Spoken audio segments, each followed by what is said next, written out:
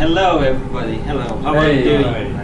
Good. Has anybody ever been embarrassed? Well, I have.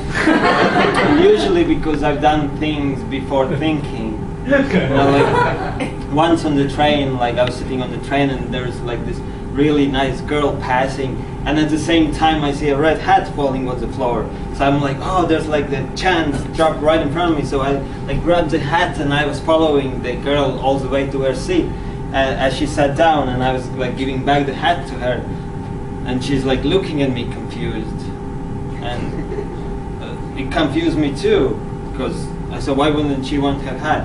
And then all of a sudden I feel something on my shoulder quite heavy, and I look and there's like really huge hand. And as I turn around, there's like really big man behind me. He's like looking at me without blinking. He's like, can I have my hat back? And that was embarrassing. Then another time I was doing actually acting class, you know. I was in the acting class and we had to tell our names or our made up names. And so there's this one girl, she said hers. I'm not gonna repeat the exact name, her real name. If I went something like Susie Kaboozy. So like to show like that I got the joke and to be supportive of her creative idea, I was the first one to laugh out, and like then it turned out the task to make up our names, it was the next one.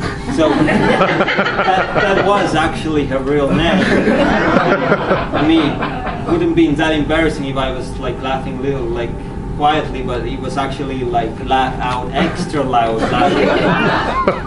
And I did regret it afterwards.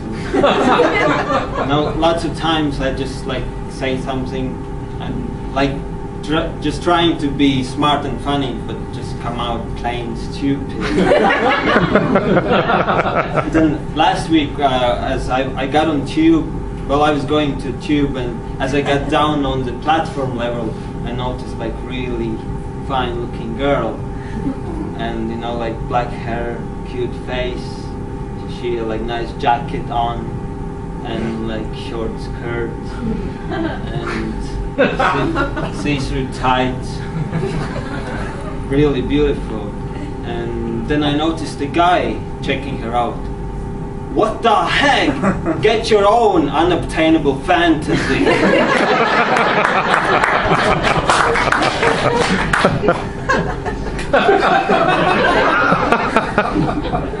And the train came, so I thought I'm gonna get like somewhere really close to this girl so I can like properly look at her.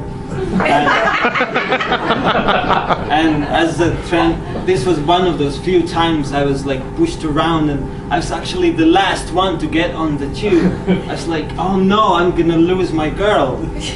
But then luckily there was actually one seat left, and it was like right next to the girl. I was like, oh my god, this is my chance. But there was also an old lady going for the seat. I was like, no way I'm gonna let her do that. Imagine how hard it would be for her to get up afterwards. So I really raced, like I raced to the seat. I was like crawling on the floor, and I squeezed through some sweaty people. And I did make it. I was the first one to get the seat. So I sat down on the floor at first because I didn't notice this one was one of those fold-up seats. It was embarrassing. I did get up afterwards. I sat down on the seat, and you know, I was like really excited. I was like right next to my dream girl. And I wanted to look at her, but I wouldn't dare to stare at her directly because I didn't want to scare her away. But then I noticed I can see her reflection on the opposite side window. So I was like, you know, I was looking, you know, nice legs, nice skirt,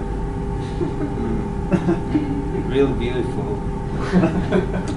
And then, you know, it was really hot. It was really hot, and she took off her jacket, revealing her perfect boobs, wearing a beautiful bra. I was like, oh my god! I mean, never happened before to me.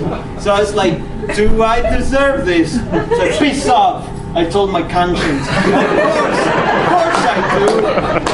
Like now I want to actually see that for real, not on the reflection, but on like the actual girl.